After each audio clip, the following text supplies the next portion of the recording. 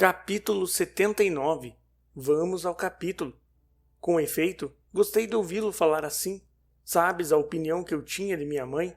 Ainda agora, depois de interromper esta linha, para mirar-lhe o retrato que pende da parede, acho que trazia no rosto impressa aquela qualidade.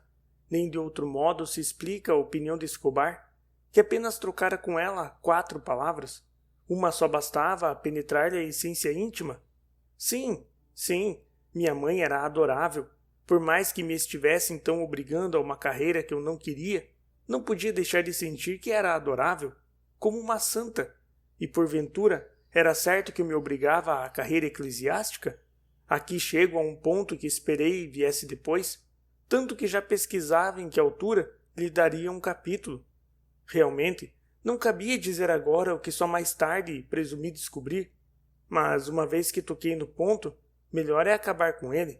É grave e complexo, delicado e sutil, um desses em que o autor tem de atender ao filho, e o filho há de ouvir o autor, para que um e outro digam a verdade, só a verdade, mas toda a verdade. Cabe ainda notar que esse ponto é que torna justamente a santa mais adorável, sem prejuízo, ao contrário, da parte humana e terrestre que havia nela. Basta de prefácio ao capítulo? Vamos ao capítulo.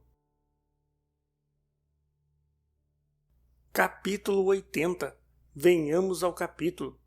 Venhamos ao capítulo. Minha mãe era temente a Deus. Sabes disto, e das suas práticas religiosas, e da fé pura que as animava. Nem ignoras que a minha carreira eclesiástica era objeto de promessa feita quando fui concebido? Tudo está contado oportunamente. Outro sim, sabes que, para o fim de apertar o vínculo moral da obrigação, confiou os seus projetos e motivos a parentes e familiares. A promessa, feita com fervor, aceita com misericórdia, foi guardada por ela, com alegria, no mais íntimo do coração. Penso que ele sentiu o sabor da felicidade no leite que me deu a mamar. Meu pai, se vivesse, é possível que alterasse os planos, e como tinha a vocação da política, é provável que me encaminhasse somente à política, embora os 2 ofícios não fossem nem sejam inconciliáveis, e mais de um padre entre na luta dos partidos e no governo dos homens.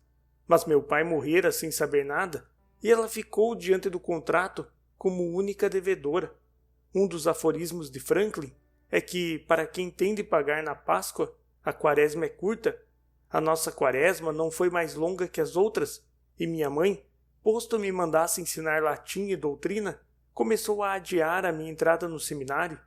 É o que se chama, comercialmente falando, reformar uma letra. O credor era arquimilionário, não dependia daquela quantia para comer, e consentiu nas transferências de pagamento, sem sequer agravar a taxa do juro. Um dia, porém, um dos familiares que serviam de endossantes da letra falou da necessidade de entregar o preço ajustado. Está num dos capítulos primeiros. Minha mãe concordou e recolhi-me a São José. Ora, nesse mesmo capítulo, verteu ela umas lágrimas que enxugou sem explicar, e que nenhum dos presentes, nem tio Cosme, nem prima Justina, nem um agregado José Dias, entendeu absolutamente. Eu, que estava atrás da porta, não as entendi mais que eles. Bem examinadas, apesar da distância, vê-se que eram saudades prévias, a mágoa da separação. E pode ser também, é o princípio do ponto, pode ser que arrependimento da promessa, católica e devota, sentia muito bem que as promessas se cumprem. A questão é se é oportuno e adequado fazê-las todas, e naturalmente inclinava-se à negativa. Por que é que Deus a puniria negando-lhe um segundo filho? A vontade divina podia ser a minha vida, sem necessidade de lhe dedicar ab ovo. Era um raciocínio tardio, devia ter sido feito no dia em que fui gerado. Em todo caso, era uma conclusão primeira, mas, não bastando concluir para destruir, tudo se manteve e eu fui para o seminário. Um cochilo da fé teria resolvido a questão a meu favor, mas a fé velava com os seus grandes olhos ingênuos. Minha mãe faria, se pudesse, uma troca de promessa, dando parte dos seus anos para conservar-me consigo, fora do clero, casado e pai. É o que presumo, assim como suponho que rejeitou tal ideia, por lhe parecer uma deslealdade. Assim a senti sempre na corrente da vida ordinária. Sucedeu que minha ausência foi logo temperada pela assiduidade de Capitu. Esta começou a fazer-se-lhe necessária. Pouco a pouco veio-lhe a persuasão de que a pequena me faria feliz. Então, é o final do ponto anunciá-lo, a esperança de que o nosso amor, tornando-me absolutamente incompatível com o seminário, me levasse a não ficar lá, nem por Deus, nem pelo diabo. Esta esperança íntima e secreta entrou a invadir o coração de minha mãe. Neste caso, eu romperia o contrato sem que ela tivesse culpa. Ela ficava comigo sem ato propriamente seu. Era como se, tendo confiado a alguém a importância de uma dívida para levá-la ao credor, o portador guardasse o dinheiro consigo e não levasse nada.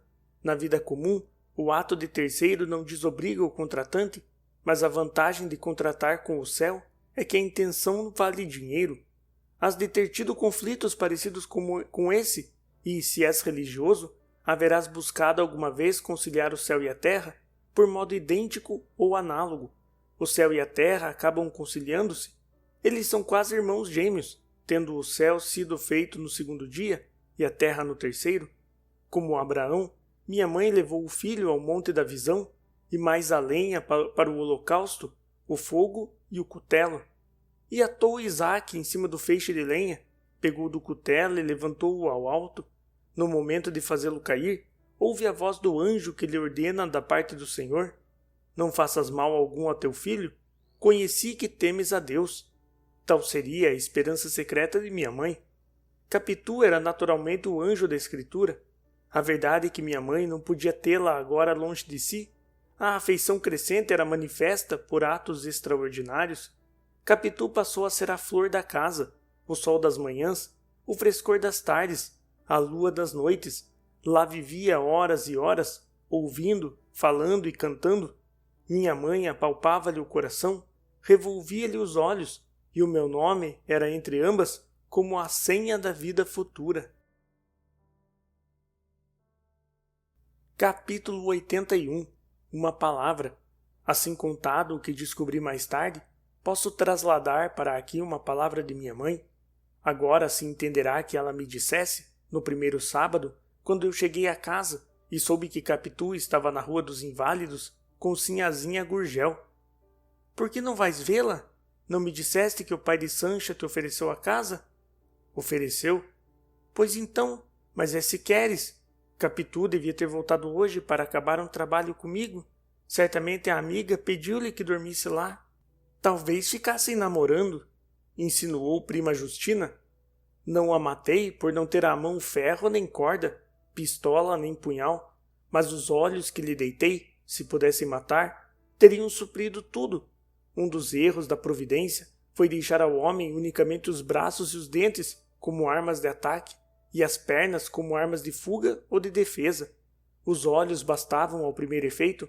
O mover deles faria parar ou cair um inimigo ou um rival. Exerceriam vingança pronta, com este acréscimo que, para desnortear a justiça, os mesmos olhos matadores seriam olhos piedosos e correriam a chorar a vítima. Prima Justina escapou aos meus.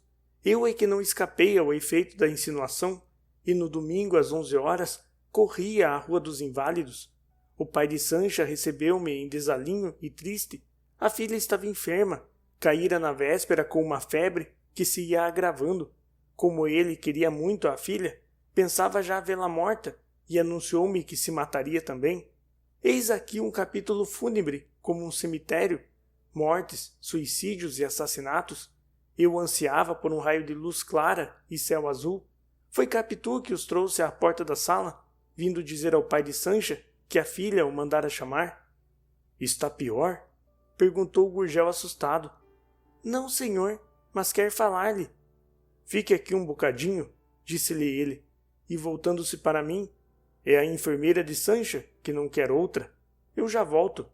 Capitu trazia sinais de fadiga e comoção, mas tão depressa me viu, ficou toda outra, a mocinha de sempre, fresca e lépida, não menos que espantada.